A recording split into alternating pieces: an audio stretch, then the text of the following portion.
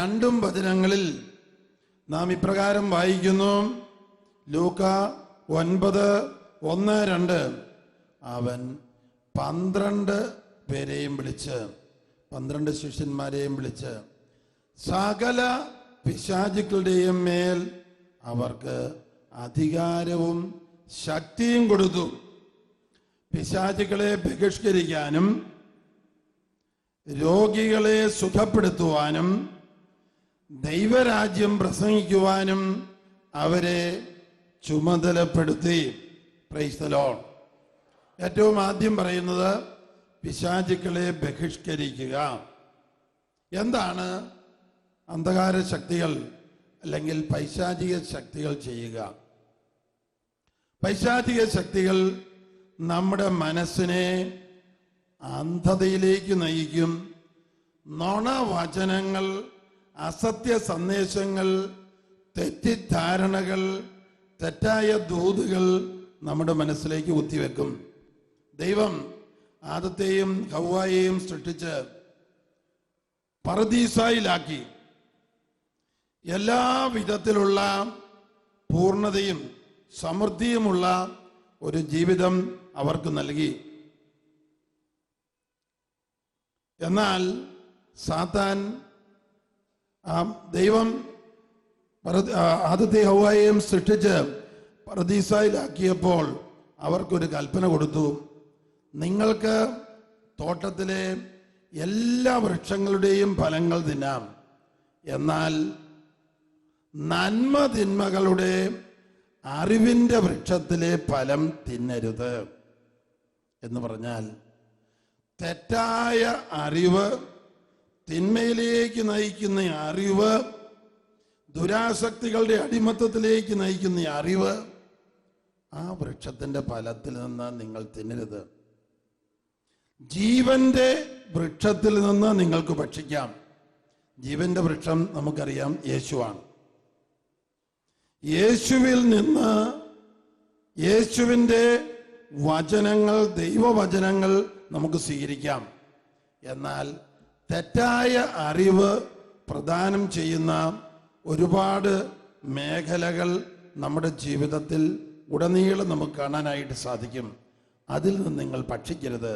ഭക്ഷിച്ചാൽ ആ തെറ്റായ അറിവ് പ്രദാനം ചെയ്യുന്ന, വഴിതെറ്റിക്കുന്ന ആ ജീവിതശൈലിയിലേക്ക് നിങ്ങൾ പോകും. എന്നാൽ സാത്താൻ പാമ്പിന്റെ രൂപത്തിൽ വന്ന് ഹവ്വായോട് സംസാരിച്ചു. സംശയം ജനിക്കുന്ന ചോദ്യങ്ങൾ ചോദിച്ചു. എല്ലാ വൃക്ഷത്തിൻ്റെയും ഫലത്തിൽ നിന്ന് തിന്നരുതെന്ന് ദൈവം പറഞ്ഞിട്ടുണ്ടോ? സംശയം ധ്വനിപ്പിക്കുന്ന ചോദ്യം. വീണ്ടും സാത്താൻ സംസാരിച്ചു അത്രേ. ഈ ഭക്ഷിക്കരുത് എന്ന് പറഞ്ഞിരിക്കുന്ന വൃക്ഷത്തിന്റെ കനി തിന്നാൽ നിങ്ങൾ ദൈവത്തെ പോലെയാകും. എന്നാൽ നമുക്കറിയാം സംഭവിച്ചത് എന്താണ് എന്ന്. അവർ ദൈവത്തിന്റെ സാദൃശ്യം അവർക്ക് നഷ്ടപ്പെട്ടു. ആദവും ഹവ്വായെയും ദൈവം സൃഷ്ടിച്ചപ്പോൾ ദൈവം സകല ജീവജാലങ്ങളുടെയും മേൽ അവർക്ക് അധികാരവും ശക്തിയും കൊടുത്തു. വന്യമൃഗങ്ങളുടെ മേൽ, ഇഴജന്തുക്കളുടെ മേൽ, ആകാശത്തിലെ പറവകളുടെ മേൽ, സകല ജീവജാലങ്ങളുടെയും മേൽ അധികാരം കൊടുത്തു. സാത്താൻ ഇഴജന്തുവിന്റെ രൂപത്തിൽ ഹവ്വായുടെ മുമ്പിൽ പ്രത്യക്ഷപ്പെട്ടപ്പോൾ വാസ്തവത്തിൽ എന്താണ് ഹവ്വായോ ആദമോ ചെയ്യേണ്ടിയിരുന്നത്? സാത്താനെ ദൂരെ പോ എന്ന് പറഞ്ഞ് ആട്ടിപ്പായിക്കാവുന്ന അധികാരം അവർക്കുണ്ടായിരുന്നു. വന്യമൃഗങ്ങളോടും ഇഴജന്തുക്കളോടും പറവകളോടും അവർ സംസാരിക്കുന്ന സ്വരം കേട്ട് നിന്നു കൊടുക്കേണ്ട ആവശ്യമില്ലായിരുന്നു. ദൈവം തങ്ങൾക്ക് കൊടുത്ത അധികാരത്തെക്കുറിച്ച് അവർ മറന്നുപോയി. ദൈവവചനം അവർ മറന്നുപോയി. ഇഴജന്തുവിന്റെ രൂപത്തിൽ വന്ന സാത്താന്റെ സ്വരം ശ്രവിച്ചു. ദൈവകൽപ്പന ലംഘനത്തിലേക്ക് കടന്നു വന്നു.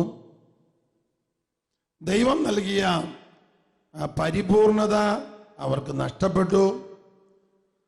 ആദവും ഹവ്വായും ആദ്യ മാതാപിതാക്കന്മാർ ദൈവകൽപ്പന ലംഘിച്ചതോടെ മനുഷ്യവംശത്തിന് മുഴുവനും ആ ദൈവ സാദൃശ്യം നഷ്ടപ്പെട്ടു. Price the Lord. പാപത്തിന് മനുഷ്യൻ അടിമയായി. ഇങ്ങനെ പാപത്തിന് അടിമയായ മനുഷ്യവംശത്തെ വീണ്ടെടുക്കുവാൻ രണ്ടാം ആദമായ യേശു തമ്പുരാൻ, ദൈവപുത്രൻ മനുഷ്യനായിട്ട് അവതരിച്ചവൻ പ്രത്യക്ഷപ്പെട്ടു. എല്ലാവരുടെയും പാപത്തിന് പരിഹാരമായി യേശു കുരിശിൽ മരിച്ചു. 1 യോഹന്നാൻ 2:2 അവൻ നമ്മുടെ പാപപരിഹാര ബലിയാണ്. നമ്മുടെ മാത്രമല്ല, ലോകം മുഴുവൻ്റെയും പാപങ്ങൾക്കുള്ള പരിഹാര ബലി. എല്ലാവരും ഒന്ന് ആവർത്തിച്ച് പറഞ്ഞേ. അവൻ നമ്മുടെ പാപപരിഹാര ബലിയാണ്. പാപപരിഹാര ബലിയാണ്.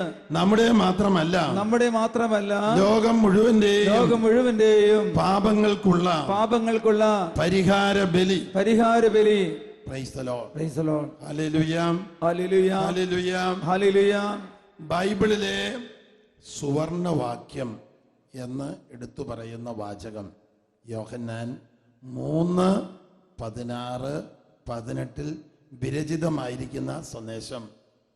ദൈവം തൻ്റെ ഏകപുത്രനെ നൽകുവാൻ തക്കവിധം ലോകത്തെ അത്രമാത്രം സ്നേഹിച്ചു. ദൈവം ലോകത്തെ എത്രമാത്രമാണ് സ്നേഹിച്ചത്? തൻ്റെ ഏകപുത്രനെ മനുഷ്യവംശത്തിൻ്റെ മുഴുവൻ പാപ പരിഹാര ബലിയായി നൽകുവാൻ തക്കവിധം ദൈവം ലോകത്തെ അത്രമാത്രം സ്നേഹിച്ചു. അവനിൽ വിശ്വസിക്കുന്ന ഒരുവനും നശിച്ചു പോകുന്നില്ല. അവനിൽ വിശ്വസിക്കുന്ന ഒരുവനും നശിച്ചു പോകുന്നില്ല. തൻ്റെ ഏകപുത്രനുള്ളിൽ വിശ്വസിക്കുന്ന എല്ലാവരും ശിക്ഷയിൽ നിന്ന് ഒഴിവാക്കപ്പെടുന്നു. റോമാക്കാർക്ക് എഴുതിയ ലേഖനം 8-ാം അധ്യായം 1-ാം തിരുവചനം. ആകയാൽ ഇപ്പോൾ യേശു ക്രിസ്തുവിനോട് ഐക്യപ്പെട്ടിരിക്കുന്നവർക്ക് ശിക്ഷാവിധിയില്ല. റോമാക്കാർക്ക് എഴുതിയ ലേഖനം 8:1. ആകയാൽ ഇപ്പോൾ യേശു ക്രിസ്തുവിനോട് ഐക്യപ്പെട്ടിരിക്കുന്നവർക്ക് ശിക്ഷാവിധിയില്ല. Hallelujah. Hallelujah. Hallelujah. Hallelujah. Hallelujah. Hallelujah. Hallelujah. Hallelujah.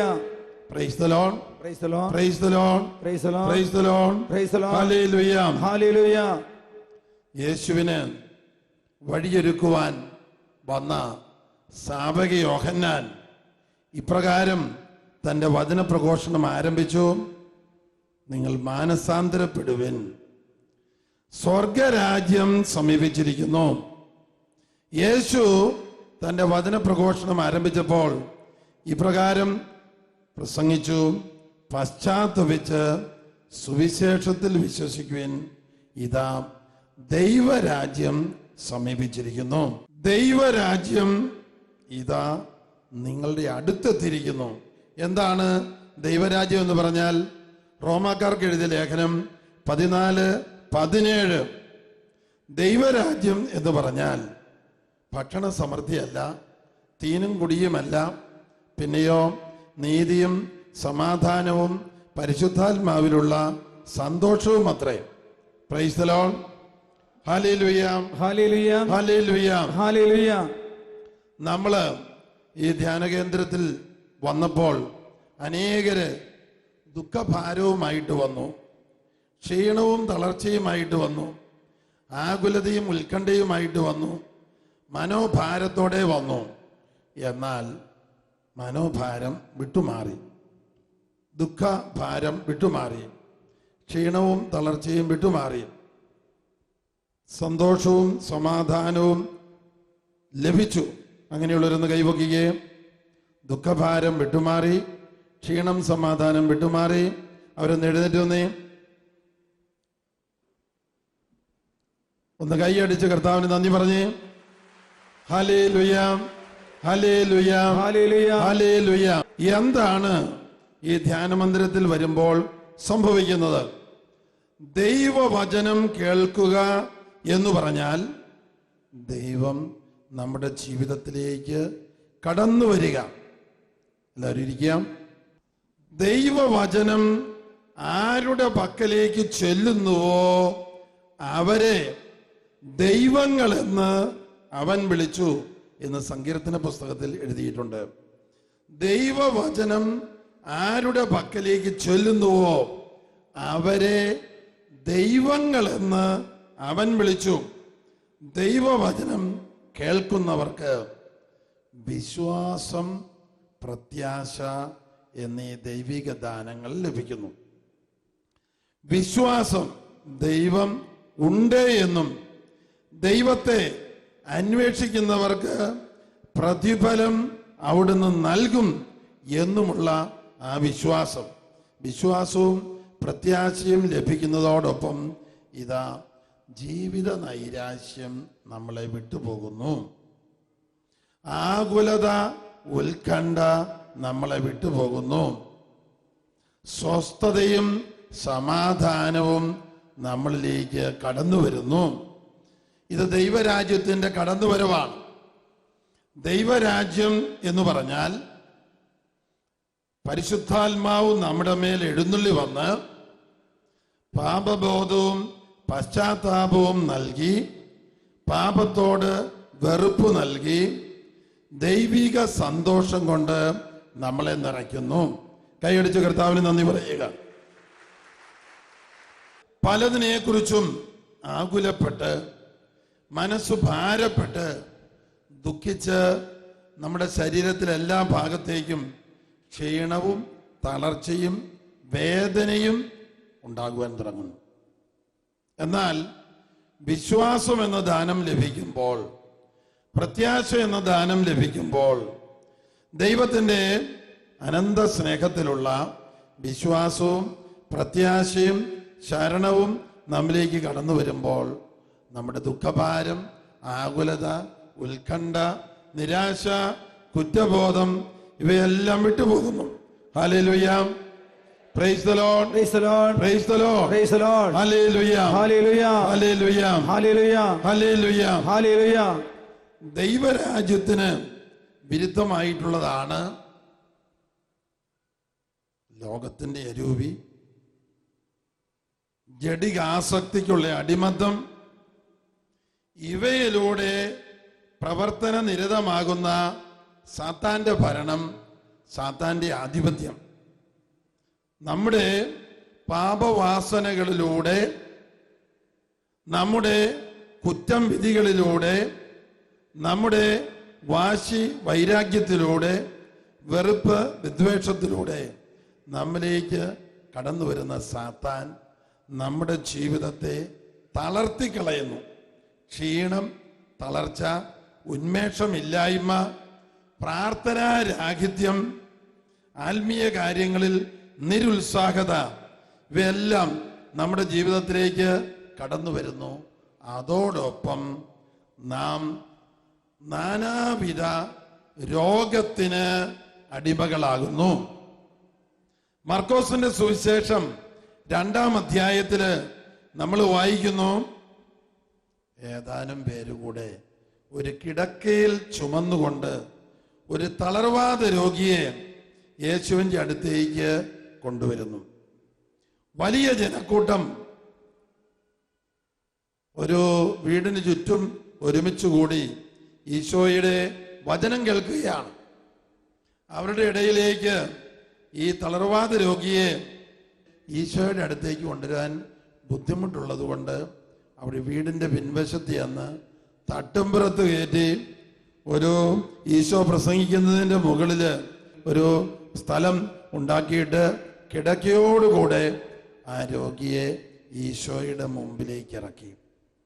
ആ രോഗിയെ ചുമന്ന് കൊണ്ടുവന്നവരുടെ വിശ്വാസം കണ്ടിട്ട് യേശു ഇപ്രകാരം പറഞ്ഞു, നിന്റെ പാപങ്ങൾ ക്ഷമിക്കപ്പെട്ടിരിക്കുന്നു. Price the Lord. Hallelujah. Hallelujah. Hallelujah. Hallelujah. ഇന്ന് ഉച്ചയ്ക്ക് മുമ്പ് ഞാൻ ഒരു എറണാകുളത്തൊരു പള്ളിയിൽ ഒരു ശിശുവിന് മാമോദീസ കൊടുക്കാനായിട്ട് പോകേണ്ടതായിട്ട് വന്നു. അവിടെ ശിശുവിനെ വഹിച്ചുകൊണ്ട് വന്ന തലതൊട്ടപ്പനും തലതൊട്ടമ്മയും, പിന്നെ അപ്പനും അമ്മയും വീട്ടുകാരും. അവരുടെ വിശ്വാസം കണ്ടിട്ട് യേശു ആ കുഞ്ഞിന് മാമോദീസ കൊടുത്തിട്ടുണ്ട്, അല്ലെങ്കിൽ സഭ. ആദ്യം ചോദിച്ചു, നീ പിശാചിനെ ഉപേക്ഷിക്കുന്നുവോ, പാപവും അതിൻ്റെ സന്തോഷങ്ങളും ഉപേക്ഷിക്കുന്നുവോ? ഉത്തരം പറയുന്നത് തലതൊട്ടപ്പനും തലതൊട്ടമ്മയുമാണ്, ഉപേക്ഷിക്കുന്നു. അപ്പോ ആ ഉത്തരം, നീ യേശുവിനെ നിന്റെ ജീവിതത്തിന്റെ രക്ഷകനും നാഥനുമായി സ്വീകരിക്കുന്നുവോ? ഉത്തരം പറയുന്നത് തലതൊട്ടപ്പനും തലതൊട്ടമ്മയുമാണ്. ചുറ്റും കൂടിയിരിക്കുന്ന വൈദികരുണ്ട്, സഭാ അംഗങ്ങളുണ്ട്, വിശ്വാസികളുണ്ട്. അവരുടെ എല്ലാം വിശ്വാസത്തെ ബഹുമാനിച്ചുകൊണ്ട് മാനിച്ചുകൊണ്ട് ശിശുവിന് ജ്ഞാനസ്നാനം എന്ന കൂദാശ നൽകുന്നു. പിതാവിൻ്റെയും പുത്രൻ്റെയും പരിശുദ്ധാത്മാവിൻ്റെയും നാമത്തിൽ നിന്നെ ഞാൻ മാമോദീസ മുക്കുന്നു. കുമ്പസാരം എന്ന കൂദാശ സ്വീകരിക്കുമ്പോൾ വൈദികൻ പറയുന്നു, പിതാവിൻ്റെയും പുത്രൻ്റെയും പരിശുദ്ധാത്മാവിൻ്റെയും നാമത്തിൽ നിന്റെ പാപം ഞാൻ മോചിക്കുന്നു. Price the Lord. സഭയുടെ അധികാരം ഉപയോഗിച്ച് ദൈവം നൽകിയിരിക്കുന്ന നിയോഗം, കൽപ്പന അനുസരിച്ച് ജ്ഞാനസ്നാനം നൽകുന്നു, മാമോദീസ നൽകുന്നു. എന്നാൽ ഈ തളർവാദ രോഗിയുടെ മുമ്പിൽ നിൽക്കുന്നത് ദൈവം തന്നെയാണ്. ഒരു മാനുഷിക പ്രതിനിധിയല്ല, ദൈവം തന്നെയായ യേശു തളർവാദ രോഗിയോട് പറഞ്ഞു, നിന്റെ പാപങ്ങൾ ക്ഷമിക്കപ്പെട്ടിരിക്കുന്നു. അവിടെ കൂടിയിരുന്നവർക്കെല്ലാം ഒരു വിഭാഗത്തിന് പ്രത്യേകിച്ചും ഒരു വിമർശനം. ഇവനാരാണ് പാപം ക്ഷമിക്കുവാൻ? ദൈവത്തിനല്ലാതെ ആർക്കെങ്കിലും പാപം ക്ഷമിക്കുവാൻ സാധിക്കുമോ? ഈശോ അവരോടൊരു ചോദ്യം ചോദിച്ചു, ഏതാണ് എളുപ്പം പറയുവാൻ? നിന്റെ പാപം ക്ഷമിക്കപ്പെട്ടിരിക്കുന്നു എന്ന് പറയുന്നതോ, നിന്റെ കിടക്കയും എടുത്ത് നടക്കുക എന്ന് പറയുന്നതോ? തീർച്ചയായും രണ്ടാമത്തേതാണ്, നിന്റെ കിടക്കയും എടുത്ത് നടക്കുക. എന്നാൽ ഈശോ പറഞ്ഞത് എന്താണ്? നിന്റെ പാപം ക്ഷമിക്കപ്പെട്ടിരിക്കുന്നു. എന്തുകൊണ്ടാണ് ഈശോ അങ്ങനെ പറഞ്ഞത്? ഒന്ന്, ഈ പ്രത്യേക വ്യക്തിയുടെ തളർവാദ രോഗത്തിന്റെ പിന്നില് കഴിഞ്ഞ കാലത്തെ പാപ തകർച്ച, ദൈവവുമായിട്ടുള്ള ആ സ്നേഹബന്ധം ഒന്നെങ്കിൽ ഇല്ല, ഉണ്ടായിരുന്നെങ്കിൽ അറ്റുപോയി. ദൈവവുമായിട്ടുള്ള ഐക്യമില്ലാതെ, സ്നേഹമില്ലാതെ, ബന്ധമില്ലാതെ ഉള്ള ഒരു ജീവിതം, നന്ദിയും സ്തുതിയും അർപ്പിക്കാത്ത ഒരു ജീവിതം, പാപങ്ങൾ ഓർത്ത് പശ്ചാത്തപിക്കാത്ത ഒരു ജീവിതം, ദൈവവചനം വായിക്കാൻ സമയമില്ലാതെ ലോകത്തിന്റെ വചനപ്രകാരം ജീവിച്ച ഒരു കാലഘട്ടം, ദൈവത്തെയും ദൈവവചനത്തെയും അവഗണിച്ച, മറന്നു കളഞ്ഞ ഒരു ജീവിത കാലഘട്ടം. ഈ കാലഘട്ടത്തില് ഒരുപാട് തെറ്റായ ചിന്തകളും ആശയങ്ങളും ലക്ഷ്യങ്ങളും എല്ലാം ഇയാളുടെ ജീവിതത്തിലേക്ക് കടന്നു വന്നിട്ടുണ്ട്. അതുവഴി അയാൾ ആത്മീയ അന്ധതയ്ക്കും അടിമയായിട്ടുണ്ട്. ദൈവകൃപ ചോർന്നു പോയിട്ടുണ്ട്, നഷ്ടപ്പെട്ടു പോയിട്ടുണ്ട്. ഈ കാര്യങ്ങൾ ഓർത്ത് പശ്ചാത്തപിച്ച് മാനസാന്തരപ്പെടുവാൻ ഇയാൾക്ക് കഴിഞ്ഞിട്ടില്ല. എങ്കിലും ഇയാളെ ചുമന്നുകൊണ്ടുവന്ന 4-5 പേരുണ്ട്. അവരുടെ വിശ്വാസം കണ്ടിട്ട്, അവരുടെ ദൈവഭക്തി കണ്ടിട്ട്, അതിനെ മാനിച്ചുകൊണ്ട് യേശു അവർക്ക്, ആ തളർവാദ രോഗിക്ക് ഒരു പാപമോചനം നൽകി. എന്തുകൊണ്ട്? ഒന്ന്, താൻ ദൈവമായതുകൊണ്ട്. പാപം മോചിക്കാൻ തനിക്ക് കഴിവുണ്ട് എന്ന് ചുറ്റുമുള്ള ലോകം തിരിച്ചറിയണം, താൻ ദൈവമാണെന്ന് തിരിച്ചറിയണം. ഇനിയും രണ്ടാമത്തെ സ്റ്റെപ്പ് ഈശോ പറഞ്ഞു തളർവാദ രോഗിയോട്, നിന്റെ കിടക്കയും എടുത്ത് നടക്കുക. ഉടനടി അവൻ എഴുന്നേറ്റ് കിടക്ക ചുരുട്ടി തലയിൽ വെച്ച് എല്ലാവരും കാണുകയും നടന്നു. ദൈവം ഏതോ വലിയ കാര്യത്തിന്റെ പൂർത്തീകരണത്തിന് വേണ്ടിയാണ് ഇവിടെ നമ്മെ കൊണ്ടുവന്നിരിക്കുന്നത്. നമുക്ക് ഓരോരുത്തർക്കും ദൈവം ഒരു ദൈവ വിളി നൽകിയിട്ടുണ്ട്.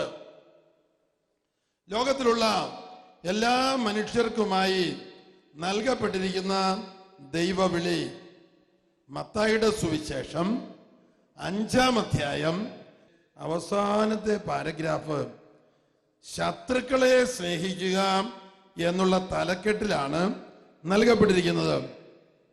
അയൽക്കാരനെ സ്നേഹിക്കുക, ശത്രുവിനെ ദ്വേഷിക്കുക എന്ന് പറഞ്ഞിട്ടുള്ളത് നിങ്ങൾ കേട്ടിട്ടുണ്ടല്ലോ.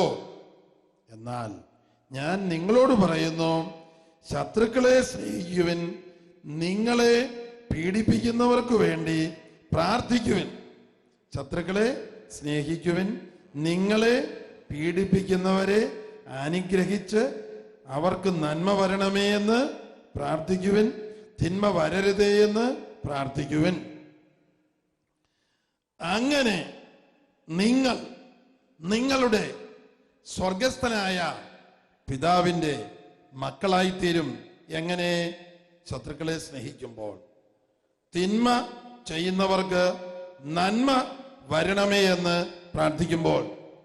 ഈ അടുത്ത ദിവസങ്ങളില് ഗൾഫ് രാജ്യങ്ങളില് വചനപ്രഘോഷണത്തിന് പോയിരിക്കുകയായിരുന്നു 2 ആഴ്ചയോളം. അപ്പോൾ അവിടെയുള്ള ചില വൈദികർ തന്നെ ചോദിച്ചു, വലിയ കഠിനമായ സംഭവ വികാസങ്ങൾ ലോകത്തിലൊക്കെ നടന്നുകൊണ്ടിരിക്കുകയാണല്ലോ. 2000-3000 പേരുടെ കഴുത്തറുത്ത് കൊല്ലുന്നു, 2000 പേരെ ചുട്ടുകരിക്കുന്നു, ബോംബ് വെച്ച് ഓരോ ദിവസവും മറ്റുള്ളവരെ കൊല്ലുന്നു. ഇങ്ങനെയൊക്കെ ചെയ്യുന്ന വ്യക്തികള് ഏതാണോ നന്മ ചെയ്യുകയാണ് എന്ന ആത്മീയ അന്ധതയിലാണ് ഇതൊക്കെ ചെയ്തു കൂട്ടുന്നത്. ഇതിനെക്കുറിച്ച് അച്ഛൻ എന്തു പറയുന്നു എന്നോട് ചോദിച്ചപ്പോ പെട്ടെന്ന് എനിക്ക് ഉത്തരം പറയാൻ പറ്റിയില്ല. ഫ്രാൻസില് ഏതാനും ഭീകരപ്രവർത്തകര് 10-15 പേരെ കൊന്നപ്പോൾ ലോകം മുഴുവൻ ഞെട്ടിവിറച്ചു. കാനഡയില് 1-2 പേരെ കൊന്നപ്പോൾ ലോകം മുഴുവൻ ഞെട്ടിവിറച്ചു. ഈ 2000-3000 പേരുടെ കഴുത്തറുത്ത് കൊന്നതിനെ കുറിച്ച് അച്ഛൻ എന്തു പറയുന്നു? ഒരു വൈകുന്നേരമാണ് എന്നോട് ഇതിനെക്കുറിച്ച് ചോദിച്ചത്. പിറ്റേ ദിവസം കാലത്ത് ഞാൻ അവർക്ക് ഉത്തരം കൊടുത്തു. ഇതാണ് പരിശുദ്ധാത്മാവ് പറയുന്നത്. ഇപ്രകാരം കൊല്ലപ്പെടുന്ന ഓരോ വ്യക്തികൾക്കും പകരമായി 50,000 ക്രിസ്ത്യാനികൾ പരിശുദ്ധാത്മാവ് നിറയാൻ ഓർക്കുമ്പോഴൊക്കെ പ്രാർത്ഥിക്കുക. 50,000 വിജാതീയര്, യേശുവിനെ ദൈവമായി സ്വീകരിക്കാത്തവര് പരിശുദ്ധാത്മാവ് നിറയാൻ പ്രാർത്ഥിക്കുക. ഓർക്കുമ്പോഴൊക്കെ പ്രാർത്ഥിക്കുക. കാരണം എന്തുകൊണ്ടാണ് മനുഷ്യര് ഇങ്ങനെ തിന്മ ചെയ്യുന്നു കൂട്ടുന്നത്? പരിശുദ്ധാത്മാവില്ലാത്തത് കൊണ്ട്, ദൈവത്തിന്റെ ആത്മാവിനെ അവർക്ക് ലഭിക്കാത്തത് കൊണ്ട്, പകരം മറ്റേതോ ആത്മാവാണ് അവരിലേക്ക് കടന്നു വരുന്നത്. കൊലപാതകം പുണ്യമാണെന്ന് തെറ്റിദ്ധരിപ്പിക്കുന്ന ഒരു ആത്മാവ്. ഇപ്പൊ നമ്മൾ എന്ത് ചെയ്യണം? അവർക്ക് വേണ്ടി പ്രാർത്ഥിക്കണം. കൊല്ലപ്പെടുന്ന ഓരോരുത്തരെയും പ്രതി 50,000 പേരെ വീതം ക്രിസ്ത്യാനികളും 50,000 പേരെ വീതം ക്രിസ്ത്യാനികളല്ലാത്തവരെയും പരിശുദ്ധാത്മാവ് കൊണ്ട് നിറയ്ക്കണമേ. ഞാൻ ഇതൊരു പ്രവചന സന്ദേശമായി അവർക്ക് പറഞ്ഞു കൊടുത്ത ശേഷം വേറെ 1-2 പേരിരുന്ന് കണക്ക് കൂട്ടി നോക്കി. 2000 × 50,000 + 50,000 ഏതാണ്ട് 10 കോടിയുടെ അടുത്ത് വരും. 10-20 കോടി പേര്, 10-30 കോടി പേര്, 10-40 കോടി പേര് പരിശുദ്ധാത്മാവ് നിറയാൻ നിങ്ങൾ പതിവായി ഓർക്കുമ്പോഴൊക്കെ പ്രാർത്ഥിക്കണം. നൈജീരിയയിൽ 2000 പേര് ചുട്ടുകരിക്കപ്പെട്ട് കൊന്നു. ഇതെല്ലാം പുണ്യമാണെന്ന് തെറ്റിദ്ധരിച്ചാണ് ചെയ്യുന്നത്. ദൈവമേ, അവരുടെ മേൽ കരുണയായിരിക്കണമേ എന്നു മാത്രമല്ല, ഇപ്രകാരം കൊല്ലപ്പെട്ടതിന് പ്രതികാരം ചെയ്യുന്നത് ഇങ്ങനെയാണ്. ലോക ജനകോടികള്, ക്രൈസ്തവരെന്ന പേരുള്ളവര്, അവരൊക്കെ പലതരത്തിലുള്ള പാപം ചെയ്ത് ജീവിക്കുമ്പോൾ ദൈവമേ അവരെല്ലാം പരിശുദ്ധാത്മാവ് കൊണ്ട് നിറച്ച് മിഷണറിമാരാക്കി മാറ്റിത്തരണമേ. ആത്മനിറവുള്ള, ദൈവസ്നേഹം നിറഞ്ഞ, ദൈവവചനം നിറഞ്ഞ മിഷണറിമാരാക്കണമേ. ഇങ്ങനെ നമ്മൾ പ്രാർത്ഥിക്കുമ്പോൾ റോമ 16:20 പൂർത്തിയാകും. റോമ 16:20 സമാധാനത്തിന്റെ ദൈവം ഉടൻ തന്നെ പിശാചിനെ നിങ്ങളുടെ കാൽക്കീഴിലാക്കി തകർത്ത് കളയും. നമ്മൾ പ്രതികാരം ചെയ്യുന്നത് എങ്ങനെയാണ്? നന്മ ചെയ്തുകൊണ്ട്. 1-ന് 10,000 1-ന് 50,000 1,00,000 പേരുടെ മേൽ പരിശുദ്ധ